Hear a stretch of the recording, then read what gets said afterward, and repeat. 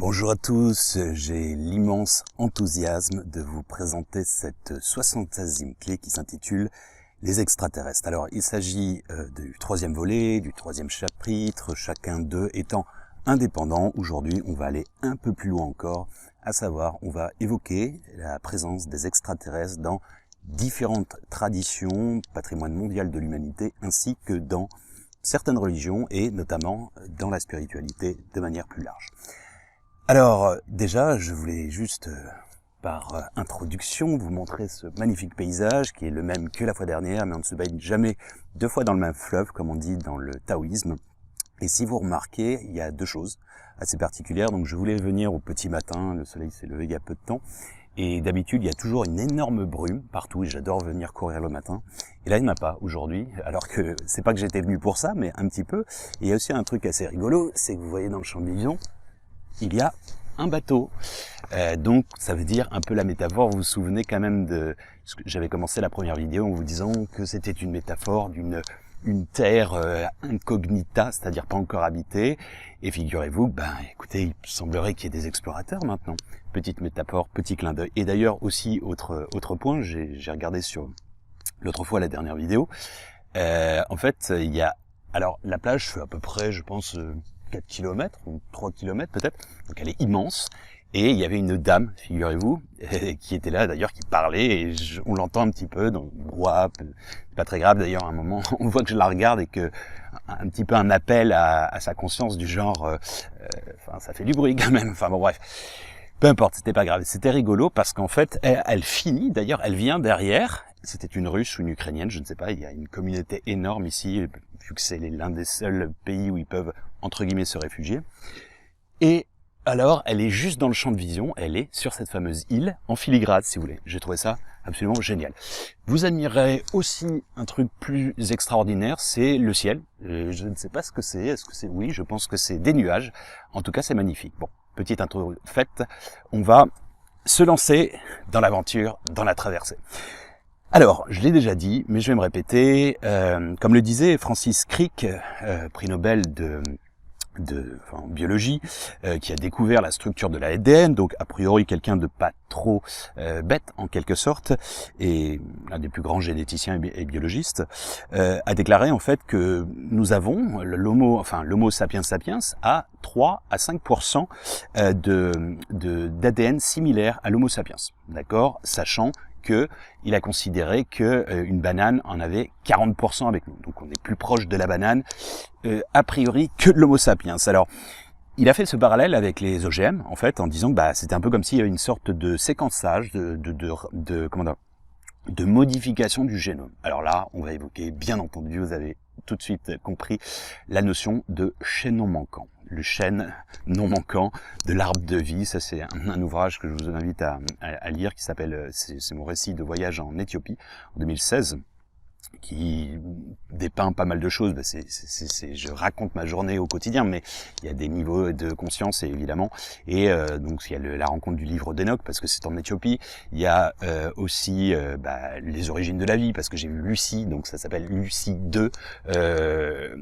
Le chêne non manquant de l'arbre de vie. Je joue avec le chêne comme l'arbre de vie, etc., etc. Donc Lucie, la fameuse notre ancêtre a priori, je dis bien a priori. Et il y a tout un empilement forcément il est disponible gratuitement sur mon site. Alors débutons. Alors de manière chronologique et achronologique, peu importe, mais alors on a des fresques et des représentations d'extraterrestres dans énormément de cultures dites premières, primitives pour certains, et ce à différents endroits de la Terre sans qu'il y ait eu de contact. D'accord? Donc on peut dire que c'est de l'inconscient collectif, etc. Je vais essayer à chaque fois non pas de vous orienter parce que chacun est libre de penser ce qu'il veut. Bon, en tout cas, c'est l'une des premières, c'est 12 000 ans avant Jésus-Christ, c'est, comme je vous ai dit, c'est Göbekli Tepe.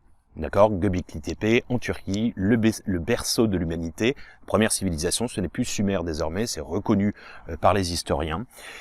Voilà, alors c'est notamment, il y a une évocation, alors là, encore plus exceptionnelle. Voilà, c'est magique. Alors, il y a 12 000 ans, je crois qu'elle va être marrante celle-là. il y a 12 000 ans, donc Göbekli Tepe, première civilisation qui n'est pas sédentaire, enfin nomade puis sédentaire, en fait, elle base sa civilisation autour du culte. Donc ça, bon, on en a déjà parlé. Mais il y a des représentations d'extraterrestres. Ensuite, 10 000 ans avant Jésus-Christ, ce sont les cosmonautes dans le désert algérien, à Tassili, excusez-moi pour la prononciation, Nadjé.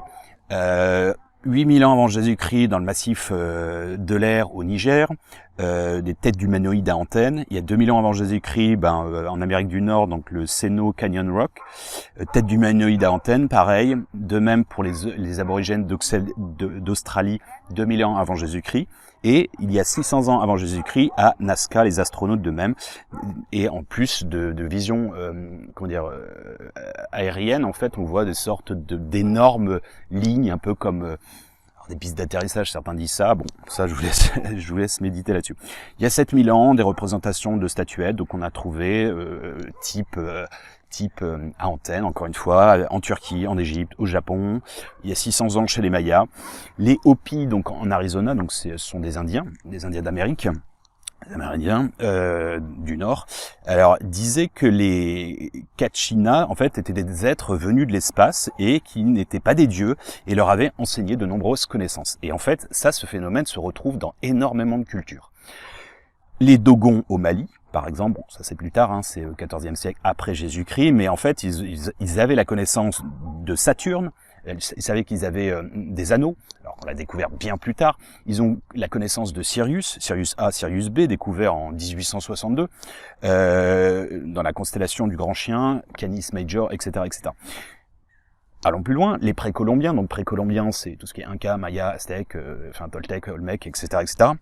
Donc eux, quand les conquistadors sont arrivés, en fait, ils n'arrivaient pas à les voir. Il fallait que le chaman le conscientise et le matérialise. Alors, entre guillemets, quid des extraterrestres ou des anges au quotidien? Peut-être que c'est parce qu'on est trop matérialisé, qu'on est trop dans la densité, dans une société matérialiste, etc. À vous de réfléchir. Alors, ils ont aussi expliqué que les conquistadors étaient perçus comme des dieux et ils avaient été visités eux-mêmes par des dieux avec des objets volants crachant du feu en leur disant qu'ils reviendraient. Alors, je la refais. Ils ont expliqué aux conquistadors, donc ils ont cru que c'était les dieux qui revenaient, en disant non, il y a des dieux extraterrestres qui sont venus du ciel et ils nous ont enseigné, encore une fois, leur connaissance et en disant on reviendra un jour. Alors, à Teotihuacan, les moments et les pierres représentent le système solaire, notamment la ceinture d'astéroïdes qui n'était pas connue à l'époque. Donc, encore une fois, comment c'est possible? Alors, pareil pour les pyramides, donc en forme d'octaèdre, etc., etc., j'en parlerai plus tard ou peut-être dans la prochaine vidéo, des gates, des portails, etc. CF, les crop circles, on en avait parlé. La vidéo précédente, ce sont souvent des messages de géométrie sacrée, mais ne sont-ils pas là en tant que messages pour nos futurs? Et en anglais, no future, ou now, maintenant, future. Alors, les Chinois primitifs, de même, parlent de Miaos, être des étoiles. Après des batailles humaines, les textes saints décrivent « Il fut coupé toute communication entre le ciel et la terre, dès lors qu'il n'y eut plus de montée et de descente. » En fait. Les hindous, de même, c'est daté à 6000 ans, selon les textes, ils parlent de 3 villes dans les airs, d'accord, puis des vaisseaux, ensuite une guerre dans le ciel entre différentes factions d'extraterrestres. Alors, on parle dans l'hindouisme, notamment dans le Mahabharata et également dans le Ramayana, en fait, on parle de Vimana. Alors, Vimana en sanskrit, ça veut dire véhicule céleste ou véhicule volant. Alors, de même, ils sont dépeints comme de différentes tailles, comme des villes. D'autres ont plus des velléités énergétiques, etc., avec des hautes technologies, notamment nucléaires. Alors, justement, on a retrouvé, en fait, dans un endroit en Inde, on a retrouvé une espèce de cratère. Et en fait, il y a des taux de radioactivité, il y a une cristallisation de certains éléments de la nature, et ça, à part une bombe nucléaire, c'est pas possible. Sauf que de manière contemporaine, dans les 100 dernières années, personne n'a pété de bombe en Inde. Donc je vous invite à réfléchir sur ce que ça pourrait être. C'est très certainement, on y reviendra, l'Atlantide qui, au départ, c'était une civilisation éclairée, cupidité, etc., évolution ou involution, elle s'est dépravée et il y a un moment peut-être qu'ils ont pété un câble et donc pété des bombes. Ça, c'est une interrogation également. Alors, dans le bouddhisme, on a de même, on a ce qu'on appelle les stupas, okay, véhicules des dieux, disons, pour atteindre le grand vaisseau des dieux, hein, comme une sonde, une capsule, une cabine. Les Japonais, en fait, disent de même que leur civilisation leur a été enseignée par les dogu, okay, qui venaient de l'espace, et la traduction, en fait, littérale, c'est « oiseaux de l'univers ». Alors, on peut faire le parallèle dans le judaïsme avec la Merkaba, hein, le chariot divin. Si vous ne savez pas ce que c'est une Merkaba, eh bien c'est un tétraède en 3 dimensions, donc un triangle en 3 dimensions, inversé. Donc c'est-à-dire, c'est l'étoile de David, le sceau de Salomon, qui est dans beaucoup d'endroits sur Terre, hein, c'est pas cantonné au judaïsme. Je l'explique ça quand je suis en Mongolie. J'ai retrouvé le sceau au musée musée central national de Mongolie, par exemple. Donc ça fait partie, c'est comme la svastika, ça fait partie, la croix gammée, ça fait partie des symboles, on va dire, du patrimoine mondial de l'humanité. Alors, les Elohim également, on en reparlera plus tard. Elohim, faut savoir que c'est la traduction Dieu, mais également Dieu au pluriel, et non pas un Dieu d'unité, type censé être Yahvé. Et Elohim, en fait, il y a 2 traductions possibles en hébreu, soit Dieu au pluriel, soit venu du ciel. Alors, venu du ciel, ça peut être des anges, ça peut être... Ok, on est bien d'accord. Alors, je vais parler un petit peu des légendes sumériennes. Pourquoi? Parce que c'est extrêmement important. Notamment parce que les légendes sumériennes, mythes de Gilgamesh, etc., eh bien, ont plus qu'influencé le monothéisme. Pourquoi? Pour différentes raisons. Déjà, la proximité de la Mésopotamie, c'est-à-dire, c'est l'actuel Irak. Mésopotamie, ça veut dire entre les 2 fleuves que sont le Tigre et l'Euphrate. C'est là où, dans la Genèse, Adam et Ève auraient été. À l'époque, c'est vrai que c'était pas un désert, c'était vert. Bon, bref. Pourquoi cette influence? Très simplement parce que en 500 ans avant Jésus-Christ, les Juifs, les Hébreux, ont été déportés à Babylone, donc par Nabuchodonosor, d'accord? Et donc ils y sont restés, et c'était les érudits, surtout, c'est pas toute la population, mais c'était beaucoup des érudits, et il y a eu beaucoup de partages, d'échanges, du même ordre que quand ils étaient déportés en Égypte, il y a eu un transfert d'informations.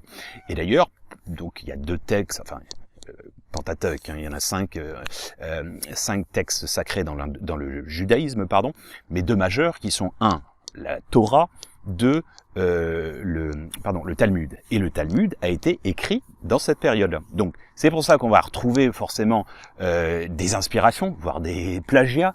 Le mensonge universel, l'ouvrage de Pierre Jovanovic, que j'ai lu il y a quelques années et qui est remarquablement documenté, explique bien que c'est limite un copier-coller, mais bon, bref. Une inspiration, dira-t-on. Donc, forcément, et influence juive, donc l'Ancien Testament est encore gardé par les chrétiens. Donc, il y a un fil conducteur.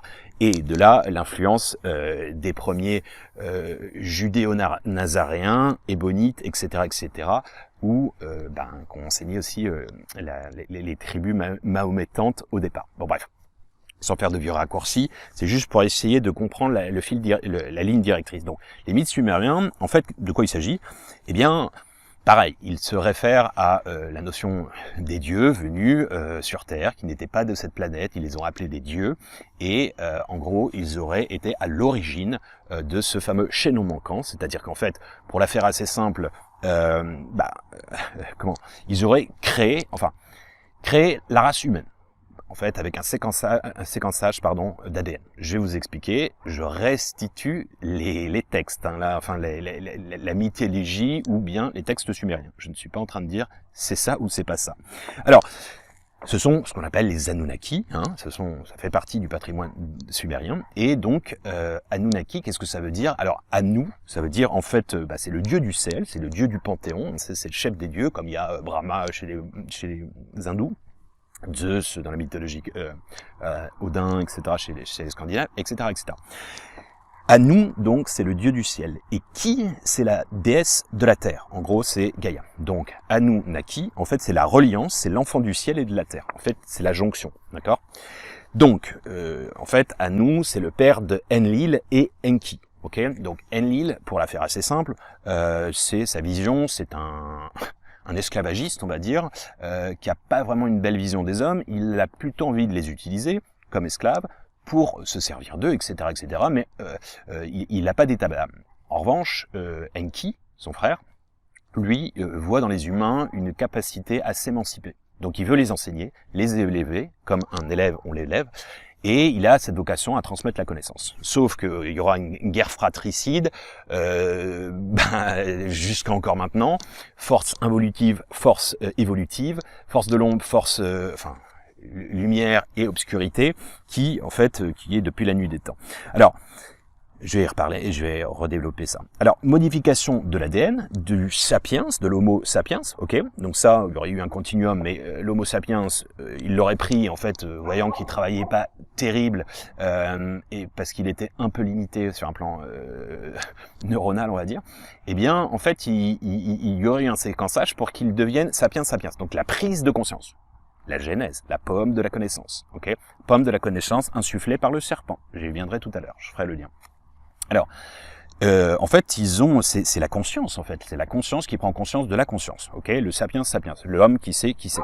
Ok, sinon, vous êtes un chien, il sait pas qui va mourir, il sait pas que, voilà, il a une conscience mais limitée. On est bien d'accord. Donc, alors, il y a un côté positif, l'émancipation, comment dire, la prise de connaissance, utilisée par Enlil, pardon, c'est pour qu'il soit plus efficace, un meilleur esclave en quelque sorte, un meilleur rendement, plus intelligent et donc plus éduqué. Et pour Enki, pardon, c'est la transmission, et c'est pour lui sa vision, c'est l'émancipation et de l'homme, et aussi par ce biais de la connaissance dans l'absolu. Alors, il faut distinguer, parce que dans Enlil, il y a deux. Il y a Enlil Enigma, en fait ce sont les dieux mineurs, ce qu'on appelait les Ijiji, en fait, qui étaient au départ, eux, c'était des dieux mineurs qui travaillaient pour des dieux majeurs. D'accord, donc Enlil a créé aussi un autre esclave, un nouvel esclave à la base de l'humain, en injectant de leur propre gène, ok, pour créer une race meilleure, ce qu'on a appelé les Néphilim, c'est-à-dire les géants. Et les géants se sont révélés méchants, etc., immondes, et Anu les a détruits. Alors, encore une fois, je parle de mythologie. Encore que les degrés de lecture sont à chacun, libre à chacun. Ensuite, le deuxième, c'est Enlil le démiurge, en fait. C'est l'Imlalaou, c'est-à-dire c'est celui qui a séparé le ciel de la terre. Donc ça, c'est le Enlil majeur. Alors, il y a eu le déluge pour mettre fin justement à cette race immonde de mi-dieux, mi-dieu, mi-homme, les Néphilim, les géants. Et en fait, il y a eu le déluge pour nettoyer tout ça par la colère de Anu, ok, un peu comme la colère de Zeus, etc., etc. On le reverra aussi avec le parallèle avec le livre d'Enoch, parce que c'est la même histoire aussi, quasiment. Et en fait, si vous voulez,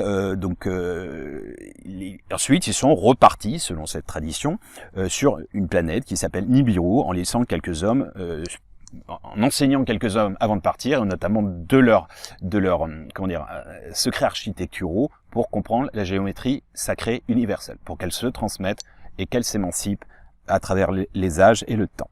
Alors, je vous dis, c'est une guerre... Salut, toi. Vous le voyez? Trop marrant. Là, on en a 3 maintenant. Alors, je vous ai dit, elle est rigolote. Ah ouais. Ah vous voulez? Ah dis donc. Bon, 4 même. Non, j'ai rien. Bon. Non, mais vous allez me laisser continuer. En plus, vous allez faire tomber la caméra. Allez, s'il vous plaît. On jouera tout à l'heure. Allez. Alors, je continue. Où en étais-je? Oui, c'est une guerre fratricide, vous avez bien compris. Allez, tu vas pas bouffer mes notes en plus. Alors, Anu... non mais attendez. Bon, ça oui, en fait, dans les tablettes, et là je me réfère à la tablette CBS 14061, eh bien, on va arrêter parce qu'en fait, ah non, Non mais c'est bon là. Sinon ils vont faire tomber la caméra. Bon, c'est pas très grave, mais bon. Alors, allez, c'est fini. On arrête. Chut. Bon, on la coupera pas celle-là. Alors, allez. Chut. Bon, allez faire vos mamours plus loin. Alors, dans cette tablette, il est dit, c'est bon.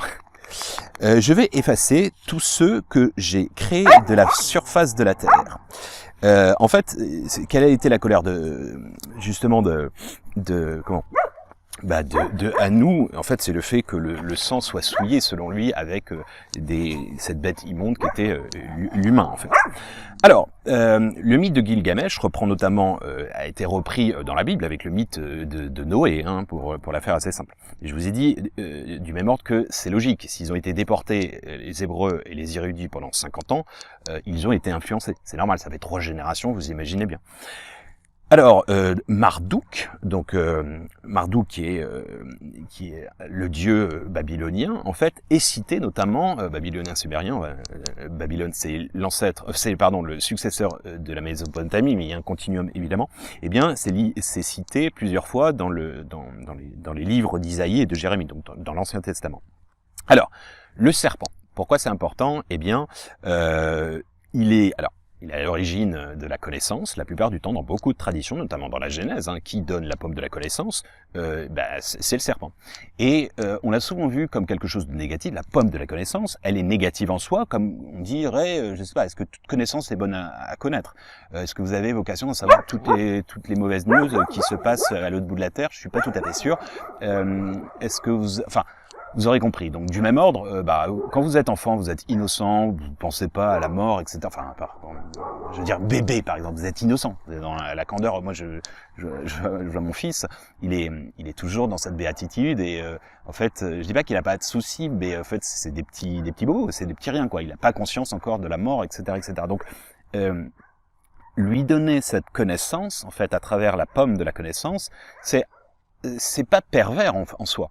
C'est juste un choix. C'est juste un choix. C'est la conscientisation du fait que on perd notre unicité, c'est-à-dire qu'on n'est plus le grand tout. On est juste séparé ponctuellement. Exister signifie séparer. Je l'ai dit bon nombre de fois. Et en fait, ok, donc je suis nu finalement parce que j'avais pas capté que j'étais nu. Ah tiens, c'est une femme, donc je suis pas cette personne. C'est pas une extension de moi, etc., etc. Bon, et en fait, si vous voulez, le serpent est présent dans énormément de cultures, notamment en Égypte ancienne, dans les cultes mésopotamiens, chinois, nordiques, indiennes, etc., etc. Alors, c'est un symbole paradoxal. Pourquoi? Eh bien, tout simplement parce que c'est le côté, c'est un peu comme Lucifer. Il y a Lucifer, c'est le porteur de lumière, c'est à la fois celui qui, comme je l'ai expliqué dans la dictature du bien, c'est celui à la fois qui révèle la connaissance et en parallèle qui déprave ou qui teste la foi. Donc, il y a un côté binaire, hein. Ça, j'existe, je vous dis, dans la dictature du bien, et il est extrêmement puissant et extrêmement métaphysique, cet ouvrage. Alors, le côté reptilien, c'est un côté animal, c'est le cas de le dire, vous voyez, c'est impulsif pour se défendre. C'est-à-dire, c'est comme, si jamais, je sais pas, un animal sauvage vous course, vous courrez encore plus vite comme un dératé. C'est le côté reptilien. Vous avez un côté reptilien, c'est le côté réactif, hein, de survie, etc. Donc ça, c'est plutôt positif dans ce cas de figure. Mais il peut aussi détruire. Donc ça, c'est un côté à double tranchant, évidemment. Et la connaissance, je vous dis, c'est la connaissance de la mort, de la dualité, individualité. Il y a dualité dans individualité, d'accord? Les gars, franchement, c'est la première fois, mais bon, écoutez, c'est comme ça. Donc, les grands dieux cosmiques ont toujours été présentés dans beaucoup de civilisations par des serpents. Alors, les Chaldéens ont même le même mot pour le mot serpent et vie. C'est un synonyme en fait. Vie et serpent, c'est la même chose. Le serpent symbolise le cordon ombilical reliant tous les humains à la terre-mère. L'hindouisme, la Kundalini, c'est quoi? C'est l'activation en fait de votre potentiel, transcendantal, hein. Donc, et là, c'est la déesse serpent qui s'enroule en fait. Le serpent ailé, Quetzalcoatl chez les Méso-Amérindiens, il est décliné, que ce soit chez les Incas, chez les Mayas, les Aztèques, etc., par différents noms, mais c'est toujours la même chose. Dieu même, c'est un serpent ailé. Selon les tablettes sumériennes, ils ont raconté qu'ils vinrent sur Terre pour l'or et pour se chauffer, etc. Ils les décrivent comme des reptiles. Et ça, on le retrouve en fait, alors qu'il n'y a pas de connexion a priori entre ces différentes civilisations, chez les Sumériens, les Khmers, les Aborigènes, les Mayas, les Aztèques, les Incas, les Dogons d'Afrique, etc., etc. Dans la mythologie égyptienne, Wadjet, vous savez, l'œil d'Horus, eh bien, c'est appelé la déesse en fait Cobra, c'est Bouto. Hein. Le caducée, pardon. Vous savez, dans la pharmacie, dans la médecine, eh bien, d'ailleurs, il y en a qu'un. Et normalement, c'est un double serpent. Le serpent de Moïse, etc., etc., etc. Rama Avali, c'est le dieu serpent chez les hindous. En islam, le serpent est associé à la vie. El Haya, ça veut dire le serpent, et El Hayat, ça veut dire, et c'est la même chose en turc, El Hayat, ça veut dire la vie. Hein, Hayat çok güzel, en turc, ça veut dire la vie est belle. Alors, le prophète Muhammad a parlé à un djinn, Jamshid, qui était lui-même un serpent. L'Ouroboros, ok, c'est l'alpha et l'oméga, le serpent qui se mord la queue, etc. Symbole du temps et aussi de la conscience, etc. Enfin, c'est beaucoup plus vaste que ça. Le Léviathan, chez les Juifs, est un serpent également, à la fin des temps, hein, qui revient, qui est à la fois vu comme positif et négatif. Il y a un lien aussi avec les Templiers sur tout ce qui est serpent. Alors, le livre d'Enoch. Le livre d'Enoch, il a été écrit 2400 ans avant Jésus-Christ. Alors j'en ai parlé assez souvent, et très important parce qu'il faisait partie des évangiles, des textes saints dans le judaïsme, dans le christianisme et en islam. Seul l'islam l'a conservé aujourd'hui. L'église éthiopienne également, et orthodoxe. Éthiopienne, c'est pour ça que je me suis rendu en Éthiopie, entre autres. Mais les catholiques, le Vatican, l'a supprimé, ainsi que dans le judaïsme. La question est pourquoi? Eh bien, on va essayer d'y répondre. Alors, Enoch, c'est qui? Bon, selon ce mythe ou cette légende, peu importe si vous adhérez ou pas, mais je restitue les textes. Ok? Enoch, c'est le 7e homme sur Terre, après Adam, et c'est l'arrière-grand-père de Noé, de l'arche de Noé. C'est le père de Mathusalem. Bon, bref.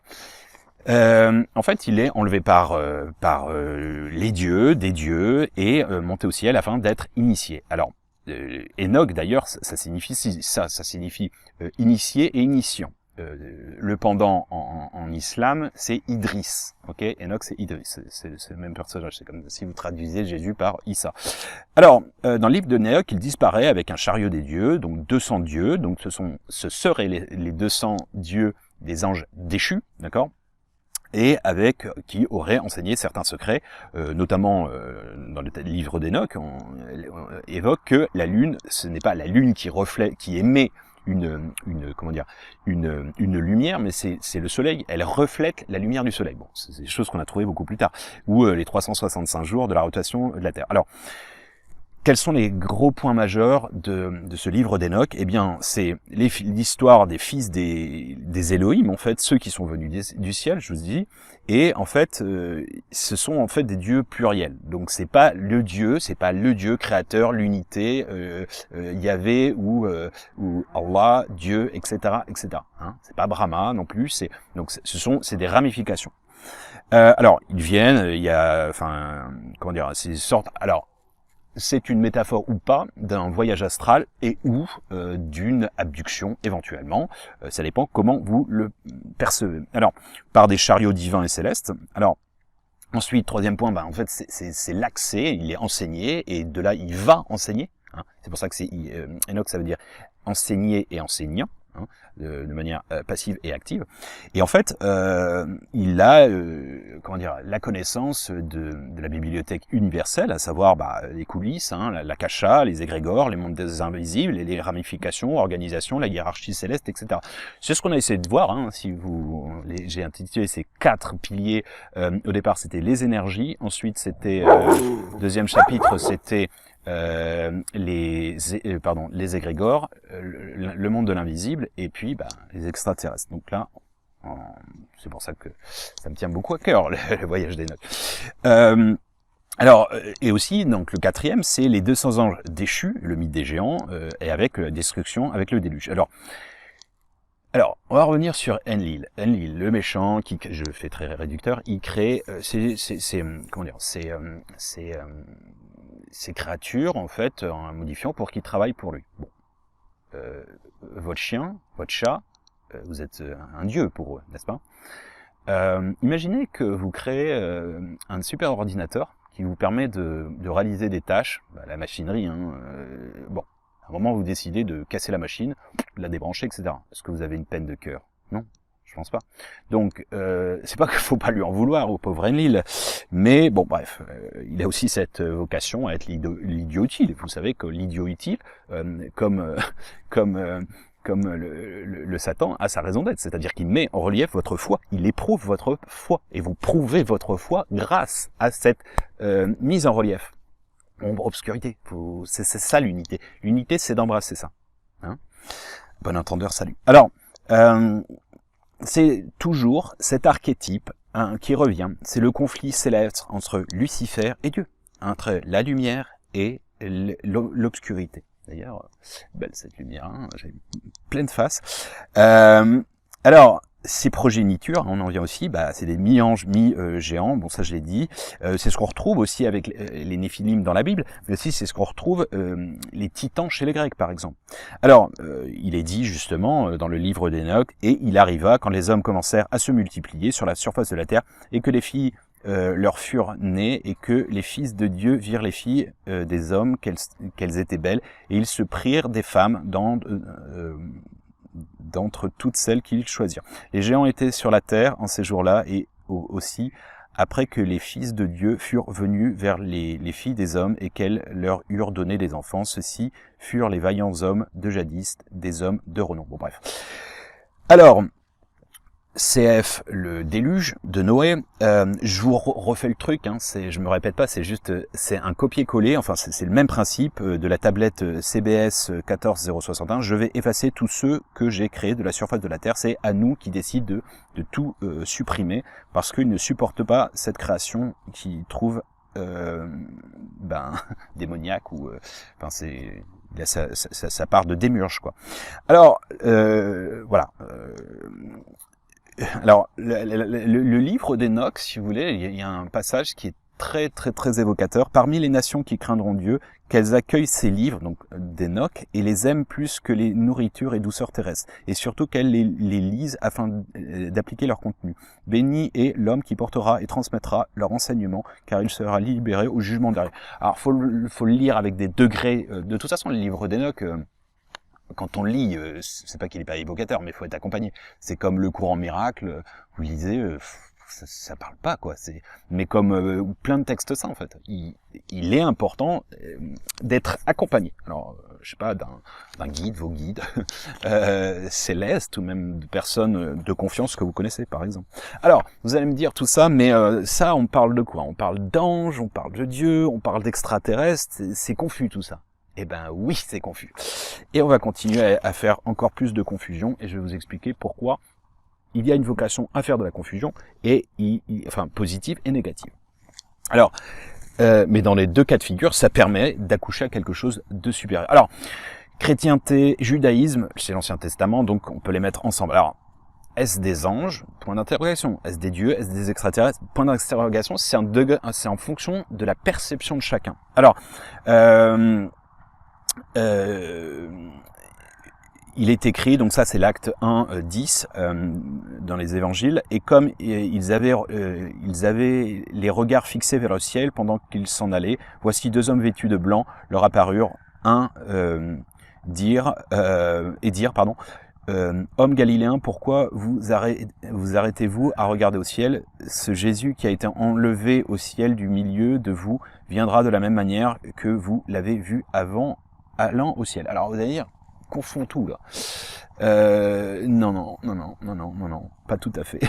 Alors dans Corinthiens, bon, je vais pas tous les citer, j'ai tout ça sinon à vous lire et je pense que ça va saouler plus d'un. Donc c'est Corinthiens 1, 15, 47. Alors le premier homme tiré de la terre est terrestre, le second homme est du ciel. Alors vous allez me dire, oui mais c'est métaphorique, c'est-à-dire il est terrestre, il est dans la matérialité, et céleste, il est connecté avec l'éther, l'éternité. Oui, aussi, ça marche. Ensuite, tel est le terrestre, tels sont aussi les terrestres, et tel est le céleste, tels sont aussi le céleste. Bon bref, c'est la séparation qu'on a vue avec Enlil qui sépare le ciel de la terre, mais pour in fine, on est là invité à reconnecter le ciel et la terre, n'est-ce pas? Alors, dans Épître aux Romains, de même, comme il continue à marcher en parlant, voici un char de feu et des cheveux de feu les séparèrent les uns des autres, et Élie monta au ciel dans un tourbillon. Alors, Ésaïe, c'est pareil, en fait, c'est toujours les chars de feu, etc. Alors, vous allez me dire, c'est métaphorique, ce sont des anges, ce sont des extraterrestres, ça dépend des perceptions, j'insiste. Alors, ce qui est intéressant, je vais pas tout vous lire, je vous dis, les roues d'Ézéchiel, en fait, et Ézéchiel, c'est très intéressant. Pourquoi? Parce qu'en fait, je vous invite à le lire si vous voulez, mais alors, un truc assez déroutant, donc il dépeint comme ça, chariot de feu, etc., ok, métaphorique, on va dire. Et en fait, la NASA a utilisé le livre d'Ézéchiel, notamment pour créer une sonde qu'ils ont pu envoyer sur Mars. Et ça, je vous invite à checker sur Internet. C'est pas de la fantasmagorie, c'est réel. Et je trouve ça quand même assez intéressant. Alors je vous invite à, je vous dis, c'est dépeint, mais vous en avez dans le Mahabharata, c'est pareil, il y a des descriptions comme ça qui peuvent être extraterrestres, chariots de feu, etc. Peu importe comment on le perçoit. Alors poursuivons en islam. Alors de même, alors je vous dis, hein, tout ce que je vous ai dit jusqu'avant, si vous lisez les textes, c'est pas explicite, bien entendu. Et je pense que c'est volontairement pas explicite. En islam, ceux qui disent que ouais, il y a une présence extraterrestre dans le Coran, je vais vous lire hein, ce que j'ai. J'en ai pas mal. Je ne trouve pas. Enfin, je pense que c'est volontaire que ce ne soit pas prononcé. Qui a raison, qui a tort? Il y a peut-être tout le monde qui a partiellement raison et tout le monde qui a partiellement tort, et justement, c'est peut-être mieux comme ça. Alors, voit descendre la lune avec Jibril dedans à 100 mètres de lui, et le Coran lui est descendu. Bon, le Coran qui descend, c'est pareil, c'est métaphorique. Quand vous dites, je fais du channeling, je télécharge de l'information, des bouquins, je sais pas, des messages des guides, etc. Bon, c'est peut-être le même principe aussi. Alors, Coran 65, 12, Allah qui a créé 7 cieux et autant de terre. Coran 42, 29, parmi ces preuves est la création des cieux et de la terre et des êtres vivants qu'il y a disséminés dans les deux, ciel et terre. Il a en outre le pouvoir de les réunir quand il voudra. Alors, le mot, en fait, pour les arabophones, excusez-moi de la prononciation, arba, en fait, en arabe, ça s'applique aux êtres vivants et non pas aux anges. Bon, est-ce que c'est une piste? Je ne sais pas. La tournure en fait du verbe jamalrim en fait et non pas jamalha.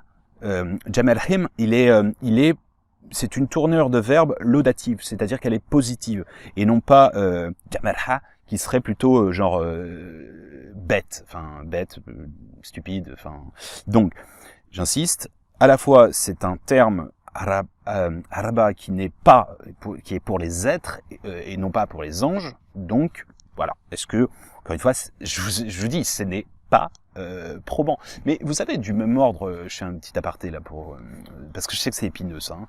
Malheureusement, je voudrais absolument pas que ça froisse qui que ce soit. Aucune sensibilité ni blasphème, s'il vous plaît. En fait, c'est comme quand vous lisez Nostradamus. Mais il n'y a rien d'évocateur là-dedans. Enfin. Il n'y a rien d'évocateur. Si, il y a des pistes, mais c'est un peu comme, vous savez, le test de psychologie de Rorschach, c'est-à-dire où voir dans les nuages des images. C'est-à-dire qu'en fait, c'est propre à la complexion de chacun. à l'interprétation de chacun. Et ça, je trouve ça magnifique. Donc j'en ai d'autres. Nous leur montrerons nos signes dans l'univers et en eux-mêmes jusqu'à ce qu'il leur devienne évident que c'est cela, la vérité.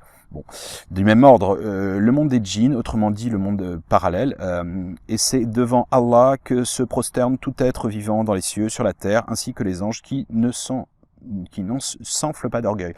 Alors, je vais pas tous les faire là-dessus, j'en ai pas mal parlé dans Baraka casser la baraque, et encore une fois, j'insiste, à la limite, si on se réconcilie là-dessus, les anges, bon, ils sont pas terrestres, non, ils sont célestes. Donc s'ils sont pas terrestres, ils sont extraterrestres. Hein. Vous allez me dire, ils jouent, ils s'amusent, n'est-ce pas? Non, j'essaie juste en fait de faire une gymnastique de la pensée, et notamment avec le langage. Et peut-être qu'on est limité par rapport à notre langage et nos perceptions. Et c'est peut-être mieux pour ça. Alors, est-ce que tout ça s'agit de mythes, d'analogies, de métaphores ou des niveaux de conscience vibratoire plus élevés? Eh bien, je ne sais pas. Enfin, vous savez peut-être. Enfin, j'ai une idée. Alors, la Bible, l'Ancien Testament, je dis, vous pouvez transposer, changer des mots. Mais c'est une question de perception. Est-ce que le paradis, c'est pas plutôt le ciel? Est-ce que les démons, ça peut être les reptiliens méchants et les reptiliens gentils seraient les autres formes d'extraterrestres? Est-ce que vous pouvez pas remplacer Elohim par Dieu, ceux devenus du ciel et donc des extraterrestres? En fait, on peut tout transposer en fonction de sa propre sensibilité. Les chariots d'Ézéchiel, c'est pareil. Est-ce que ce sont des vaisseaux? Je vous ai dit. Est-ce que ce sont des messages pour le futur? Une graine qui a été posée pour qu'elle puisse éclore au moment venu de notre évolution humaine? Point d'interrogation. Je vais vous donner plus d'interrogations, cette fois-ci quand même. Alors, vous savez, les mythologies, que ce soit scandinaves, etc., enfin grecques et autres, elles maintiennent l'histoire à travers les égrégores. Elles maintiennent les égrégores, les notions de Dieu, etc., etc. Et en fait, elles maintiennent les égrégores, la matrice, l'akasha. Et en fait, on est invité, c'est l'astral, et on est invité, et c'est quelque peu archontique, si je puis, on est invité à aller encore plus loin que ça. C'est-à-dire quelque chose qui n'a pas été déjà créé. Au-delà de la source, en fait. Vous savez, quand vous faites une thèse, il faut toujours citer vos sources, d'accord? Donc en fait, au final, qu'est-ce qu'on fait? On n'a rien démontré de nouveau. Si on s'est inspiré que de faits et réels, enfin, on n'aura pas téléchargé de la nouvelle information, n'est-ce pas? Ça, je l'explique beaucoup dans tout ce qui est créativité, cours de créativité ou même un ouvrage, je ne sais plus comment il s'appelle, mon ouvrage sur la créativité, ah oui, récréation, assez simple, où on s'amuse bien d'ailleurs, il est en audio, je me suis éclaté à le faire, et aussi, vous pouvez le télécharger gratuitement. Alors, ouais, on est invité à être plus éthéré, et encore plus au-delà de la source, hein, et sans citer ses sources, en quelque sorte. Alors, vous allez me dire, mais comment, dans ce cas-là, ces technologies, est-ce qu'on y arrivera nous, etc. Écoutez, ça c'est, si vous regardez 100 ans avant, franchement, on a quand même fait un pas de géant en l'espace de 100 ans, pour le meilleur ou pour le pire. Je vais vous dire, en fait, ça je l'ai relaté dans mon cœur bat la chamade, récit de voyage en Mongolie. Donc la chamane, en fait, on lui a posé cette question-là. On lui a dit, voilà, est-ce que l'origine terrestre, enfin des humains, est extraterrestre? Et elle a répondu affirmativement. Alors, a priori, les extraterrestres font partie, alors selon les traditions, on a vu les peintures, etc., etc., etc., font partie du patrimoine, a priori, mondial de l'humanité, selon les traditions du monde entier.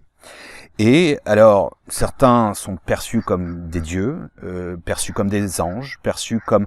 C'est une question éternelle de langue et de langage. Dans la tour de Babel, quand Dieu, pas punisseur, il détruit parce que les hommes ont voulu montrer de manière matérielle, trop haut dans le ciel, et ils ont voulu se prendre pour des dieux, ils cassent cette tour de Babel, ils les dispersent à travers la terre, et créent les langues, parce qu'il veut que dans la différence, on retrouve son unité, son unicité. Ça va très très très très très loin. Ce que l'on est en train de vivre est exceptionnel parce que ça reprend sans cesse les mêmes schémas, les mêmes archétypes. Mais on ira plus loin dans la quatrième idée, beaucoup beaucoup plus loin, peut-être trop loin même.